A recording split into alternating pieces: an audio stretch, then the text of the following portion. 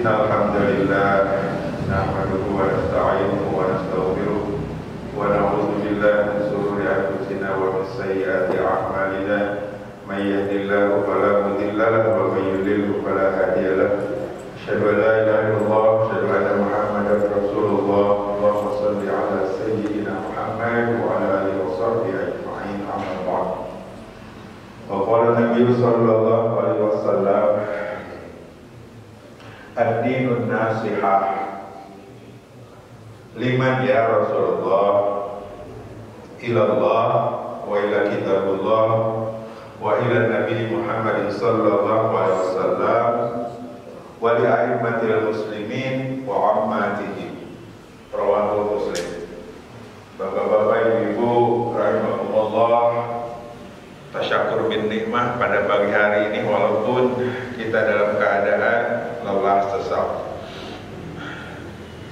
Termasuk diantaranya saya pada hari ini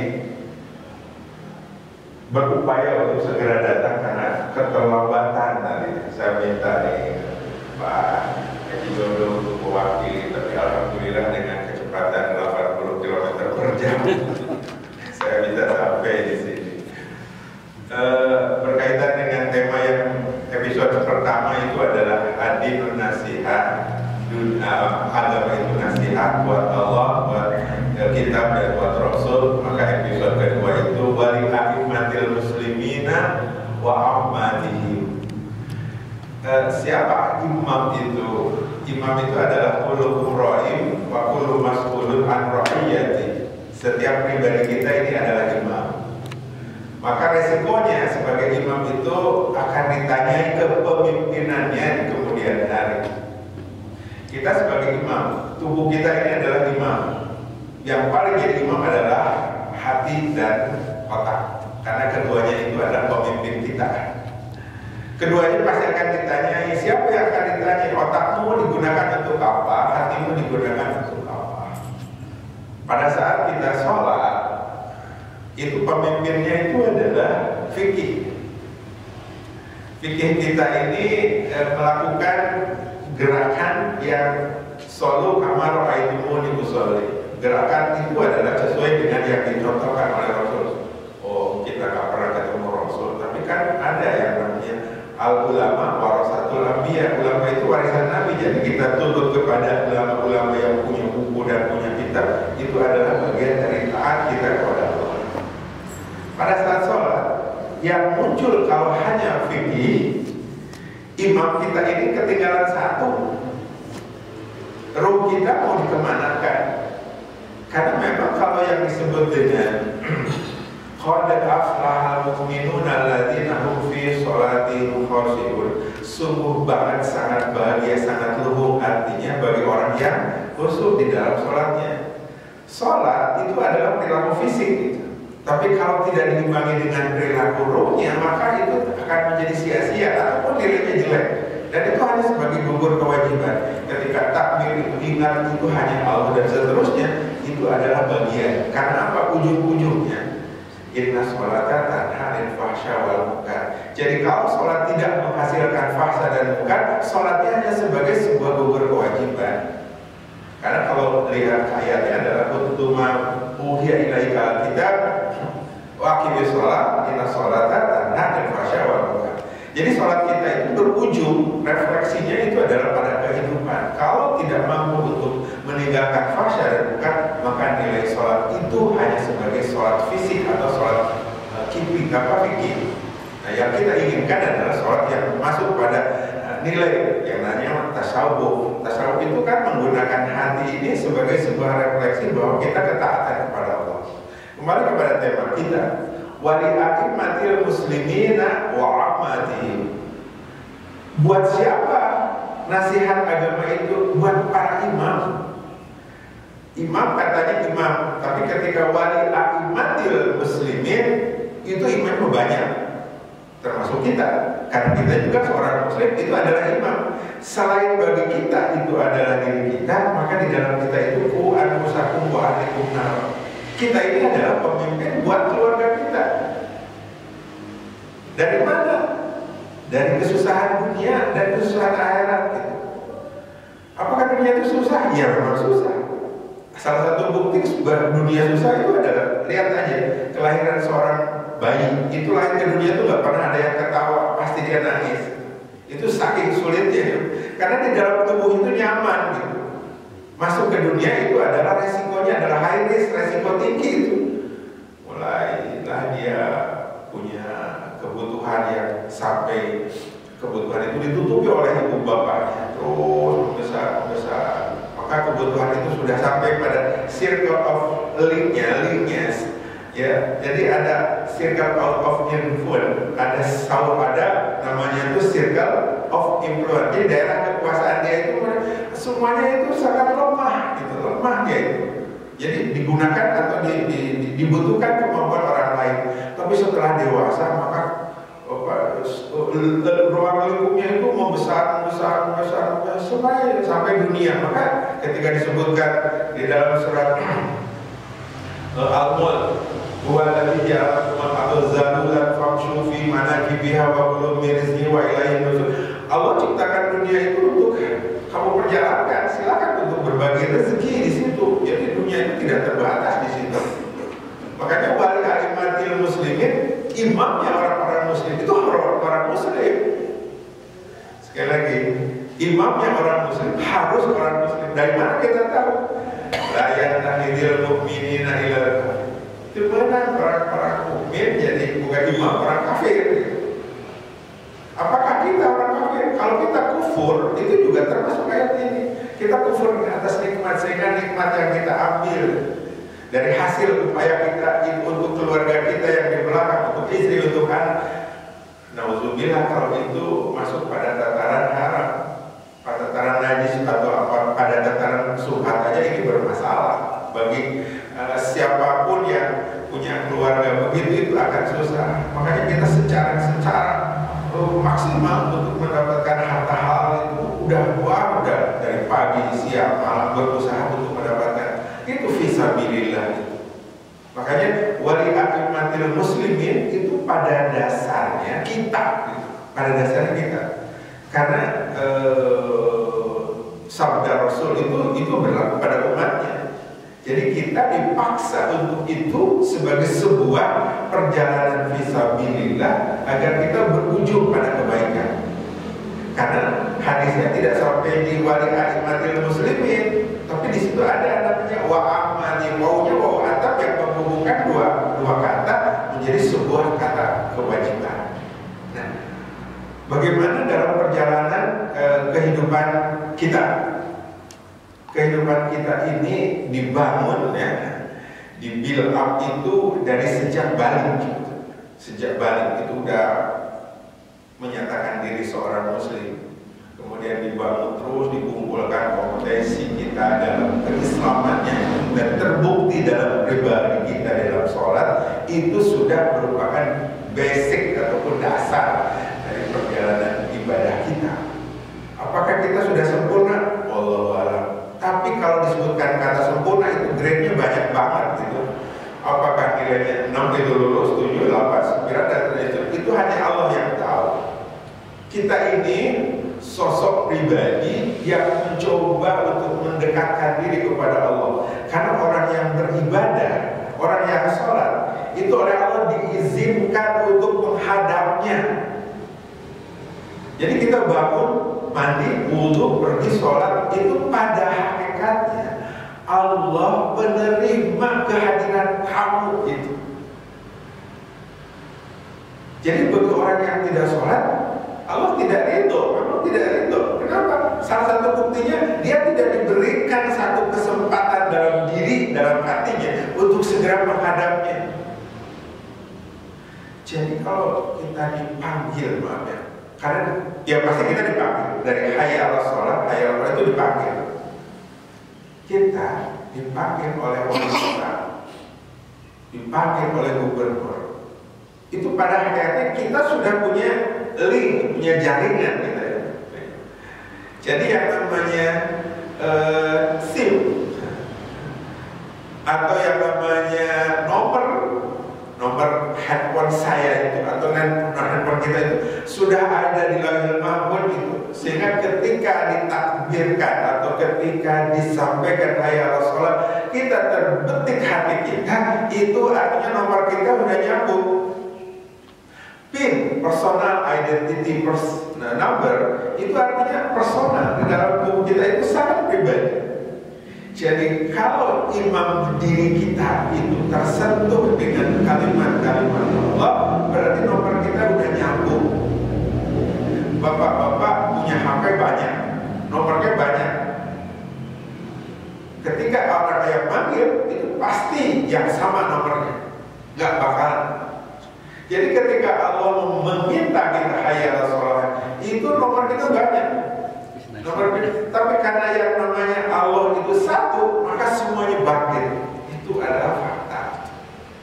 Jadi kalau sekarang saya untuk melakukan sholat, insya Allah nomor saya udah nyampe, gitu kan. Apalagi saya tadi menyatakan bahwa Quran itu adalah sifat lil mu'minin, gitu. Dibacakanlah aqimis shalah li dzuluki syamsi ila wasyaqil laili wa qur'an al-fajr. Ini adalah tugas kita menerjemahkan ayat itu. Kita hadir untuk berjamaah sholat subuh. Waj'alni min ladunka sultanan nasir. Jadikanlah aku ini adalah sultan. Sultan itu kan imam. Sultan itu imamnya itu hak prerogatif dirinya sultan. Kita pun punya hak prerogatif kita. Mau jadi kafir, mau jadi muslim, mau jadi majusi, Yahudi, apa itu imamnya adalah kita. Pilihannya kita. Kita punya otonomi sekaligus punya hak prerogatif memilih. Gitu. Jadi kalau kita abai dengan hak kita, maka Allah pun tidak akan berikan kewajiban yang relatif sama dengan kewajiban yang dicontohkan oleh Rasul. Makanya di situ bukan hanya satu, wali a'immatil muslimin, wali a'imah, dan untuk pemimpin-pemimpin muslim kita wa amatihim. Nah, di situ mungkin peran kita itu akan menjadi pemimpin baik atau tidak baik itu terhadap siapa di antara kita yang menjadi pemimpin di antara kamu. Imam itu berupaya untuk menjadi pemimpin yang baik. Caranya gimana? Pertama, bacaannya insya Allah Fatihahnya harus benar. Kemudian ayat lain diupayakan relevan dengan apa yang pada saat itu terjadi, gitu ya. Kemudian gerakannya itu sama dengan yang dicontohkan. Yang ujung-ujungnya bagaimana kita mensikapi, menerjemahkan, merefleksikan bacaan itu dalam kehidupan. Itu yang bukan sebagai sebuah show of force. Jadi wah, jadi imam bacaannya panjang banget kemudian itu tidak. Tapi ujung-ujungnya bagaimana dia melarapkan dalam kehidupan. Bukan hanya menerapkan. Agama itu bukan diterapkan, tapi dilarapkan, dipastiin gitu. Kalau diterapkan, bayangkan saja sebuah gambar kita tempel di dinding, nempel aja. Itu namanya ditempelkan. Tapi kalau dilarapkan, dia itu udah masuk, dia menyeluruh pada seluruh tubuh. Karena akan ditanya itu, kalau kita punya refleksi dalam wudhu, itu semua atribut kita ini akan berhenti nanti pada saat mati. Tapi mulut kita, kalau sekarang ngomong, suatu saat nanti dipadu mantap Allah, cicing mana mata bibir ulah ngomong. Siapa yang menjadi saksi? Saksi itu adalah semua atribut tubuh. Semua dari mulai kuping, mata, tangan, segala itu bicara untuk meyakinkan pemimpin kamu itu benar enggak. Kalau lainnya di Indonesia sekarang itu pemimpin boleh ngomong apa saja, tapi kan rakyat itu juga ikut ngomong dalam hatinya nyegedowani gitu kan. Kenapa? Karena memang kita dalam kondisi yang seperti itu. Tapi dengan Allah nggak bisa begitu. Hati kita itu akan dipertanyakan seperti apa posisi kita. Kalau kita menyebut syahidna ya Allah, aku bersaksi, itu dulu pada saat roh kita mau dilahirkan, mau diturunkan, bala syahidna benar ya Allah, abdi bahada subhanallah. Kurang satu ayat menjadi penentang Allah, naudzubillah. Sekarang siapa saja sebuah prosesi di mana ada pengadilan Allah yang maha adil, yang tidak pernah ada polusi ada seterusnya, nggak pernah ada. Kenapa? Karena Allah itu ghaniyun, maha kaya, nggak perlu dengan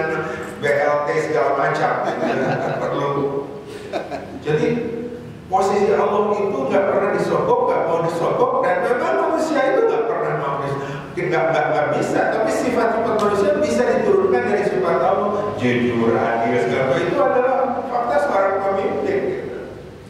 Apakah kita masukkan? Iya. Salah satu bukti di keluarga. Kita mau jujur nggak? Kita adalah pemimpin yang baik di keluarga. Naik sedikit jadi ketua RT, naik sedikit ketua RW, ketua ROI, ketua. Itu artinya circle of influence-nya itu sudah mulai membesar, Resikonya orang yang besar itu mempengaruhi orang yang kecil.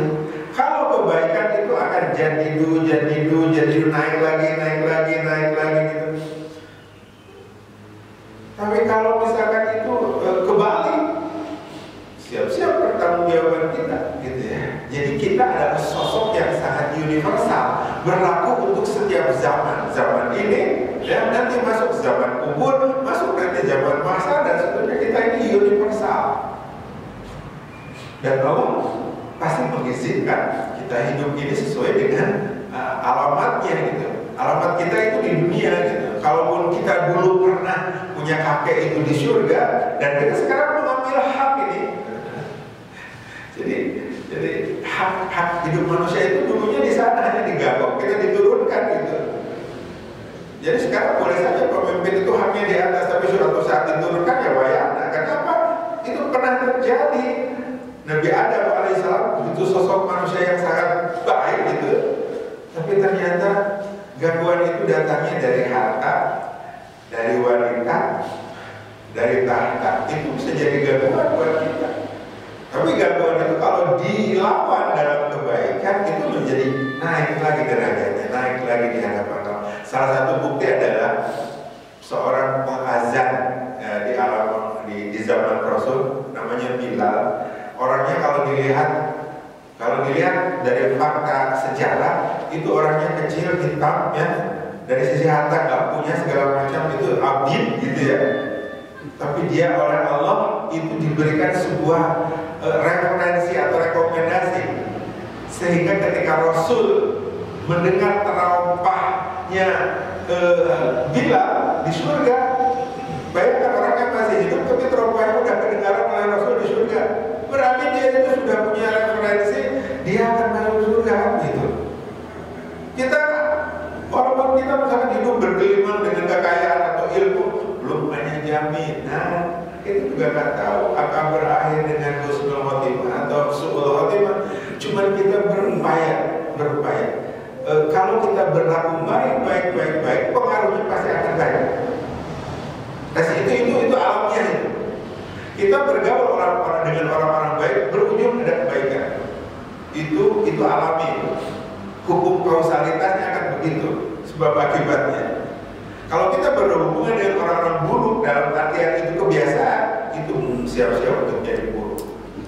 Makanya berjamaah itu oleh Rasul itu dijadikan sebuah sunan muakkad. Itu kalau dilihat biasa, udahlah pokoknya sholat berjamaah. Tapi kalau dilihat dari hubungan silaturahmi sampai disebutkan Istan subuh wakum haina taswiyatas subuh bimin iqamati sholat. Jadi sabda luruskan dapat itu menunjukkan bahwa silaturahmi itu akan mempengaruhi kedekatan itu. Ya, kita tidak membicarakan kakinya yang diinjak, yang lebar atau yang sempit, kita akan bicarakan itu. Yang penting di situ istau subuh berdiri rakab dan seterusnya. Makanya kembali ke tema kita adalah walid a'immatil muslimin. Kita sebagai seorang imam dari orang-orang muslim, anak-anak kita, istri kita, dan keluarga kita, resikonya kita harus taat kepada Allah dan taat kepada Rasul. Ya, karena figur pemimpin kita universal dunia akhirat itu adalah Rasul Muhammad. Ya, jadi tidak ada makhluk lain bukan sejarah dari sisi tubuhnya itu indah, cakep, cantik, segala macam. Rasul itu nggak ada bandingannya ya. Bahkan disebutkan Nabi Yusuf yang dikatakan paling cakep sedunia itu hanya seberapa persennya gitu kan. Itu menandakan Rasul Muhammad dari dia postur, dari akal, dari apa. Makanya ada 4 kompetensi yang tidak bisa diwakili oleh orang lain. tidak bisa dimiliki secara utuh dengan Rasul, tapi dia amanah kotoran. Itu adalah sifat yang diturunkan dari Allah, spesifikasinya adalah Rasul. Makanya kalau orang mencari idola selain Rasul Muhammad SAW, kayaknya berubah bahasa. Kita mau cari idolanya adalah misalkan Presiden Amerika. Udah dihujat dari sakit turun. Kita mau misalkan Presiden Uganda, jauh kayak begini gitu kan. Jadi mau lihat siapa gitu sosok dunia ini untuk menjadi kiblat keimaman kita. Ya, wa ma arsal rasul. Jadi Rasul itu diturunkan itu akhlakul karimah itu betul-betul universal, bukan pada sosok ibadah mahdhah tidak, tapi ibadah ghair mahdhah Rasul itu sangat universal. Sampai-sampai Rasul menghargai perbuatan orang di luar kemampuan, tapi di luar izin dari Rasul. Antum amalahu bi umuri dunyaku. Itu berlaku sampai sekarang. Kita adalah pegawai. Di zaman Rasul nggak ada pegawai model kita. Yang itu kan di sana itu makannya seperti itu, caranya seperti itu. Tapi antum amalahu bi umuri. Anda lebih tahu urusan dunia Anda, lakukanlah salam. Itu adalah runutannya lillahi kalimatillah fisabilillah, itu aja runutannya. Nggak usah saya seorang guru. Nah, guru itu ya guru ditiru gitu kan. Ya sekaligus tuturi hadayani yang sekarang suka dibolak-balik gitu kan. Banyak sekarang gurunya disebutnya lebih banyak guru-guru. Gitu mah boleh. Guru besar, haji-haji. Agak sedikit. Orang kalau nyebut 2 kali itu biasanya konotasinya kayak itu teh goreng gitu. Makanya lalu kan, ya haji mah tentu disebut 2 kali. Haji pegawaian TK, nggak seribu itu. Jadi imam itu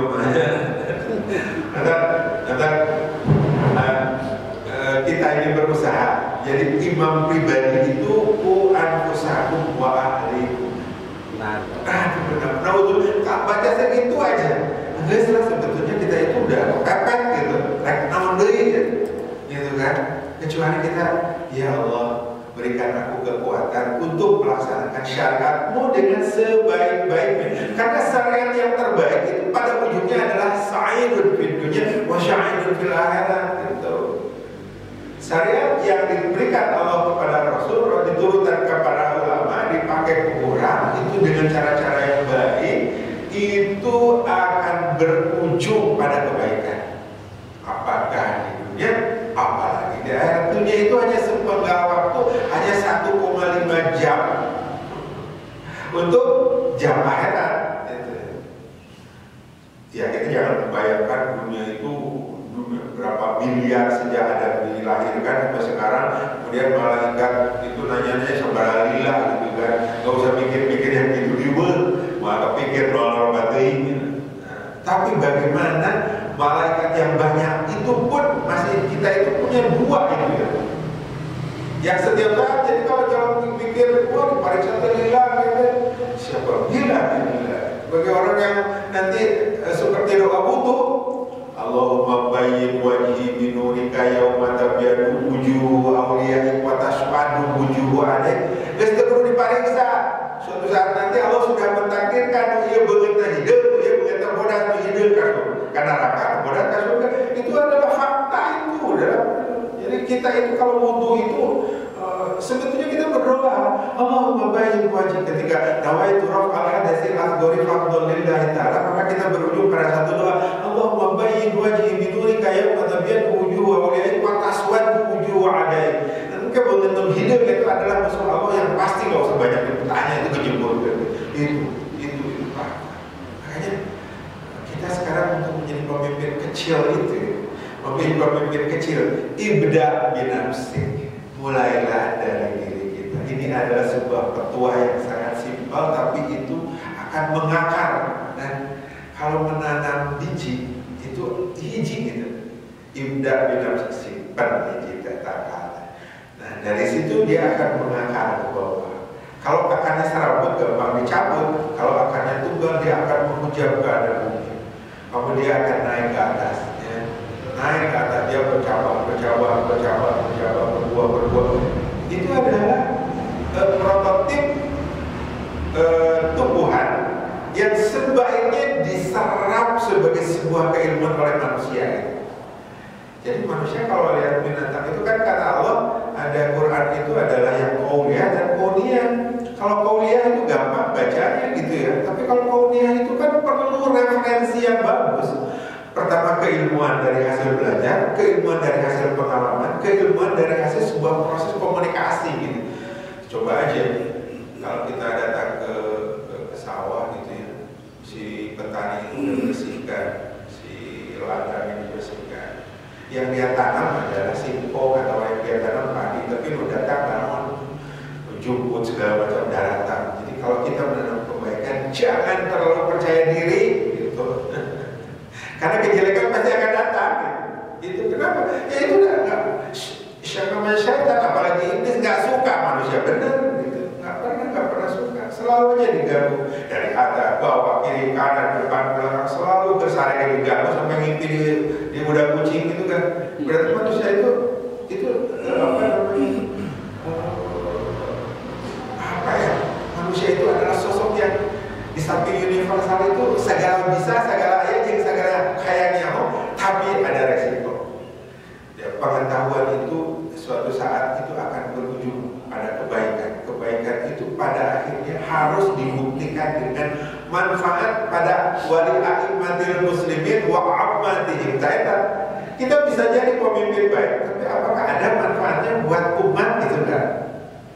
Jadi imam harus ada manfaatnya buat kamu. Jadi bapak harus manfaatnya buat keluarga. Jadi pemimpin mau jadi pemimpin gede, pemimpin RT juga ada manfaatnya minimalin surat KTP atau surat kematian itu. Jadi kita untuk sampai kepada tingkat yang lebih tinggi prosesnya adalah jadi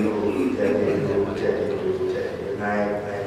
Seiring dengan kenaikan waktu fasilitas kita, tapi jangan salah, jangan terlalu pendek lah gitu ya. Benar bahwa manusia itu diberikan naik.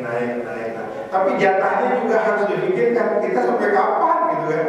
Karena suatu saat kita itu kalau deadlock itu sudah.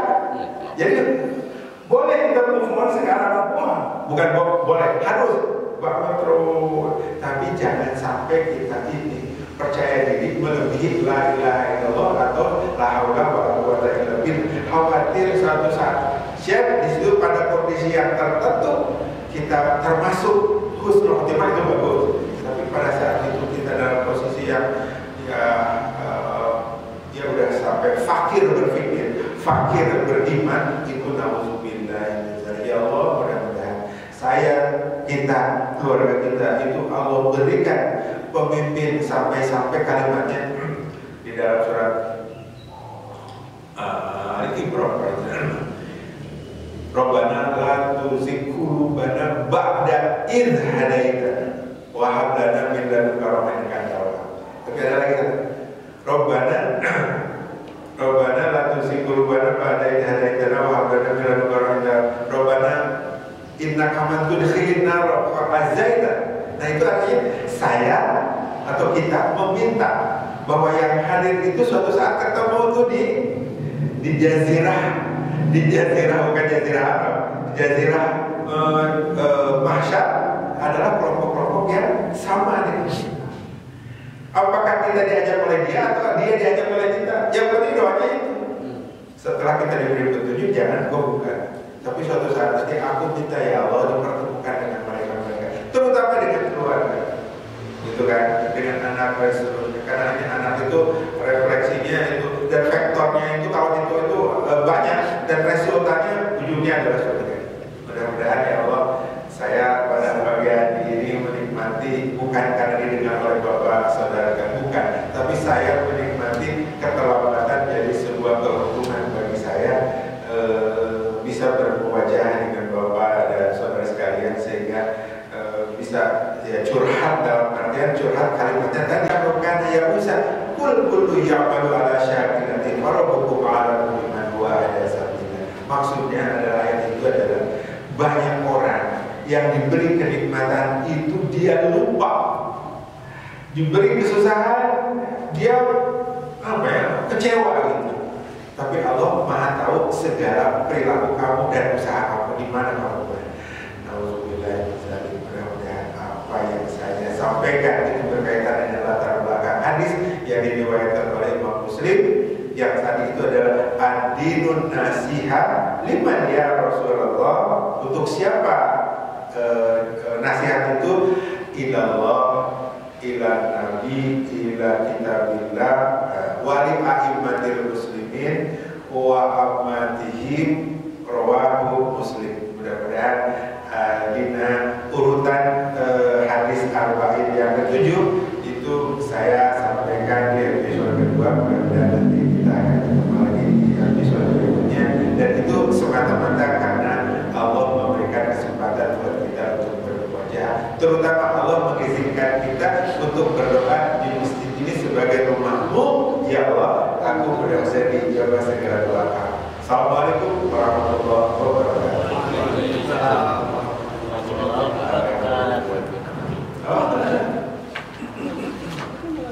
Sallallahu ala Muhammad sallallahu alaihi wasallam.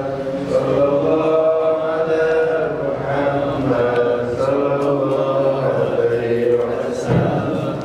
Sallallahu ala Muhammad sallallahu alaihi wasallam. Sallallahu ala Muhammad sallallahu alaihi wasallam. Allahumma shalli wa sallim wa barik alaihi. Kami komunikasi dengan jamaah, saya mohon untuk dokumentasi. Pak, silakan. Yuk,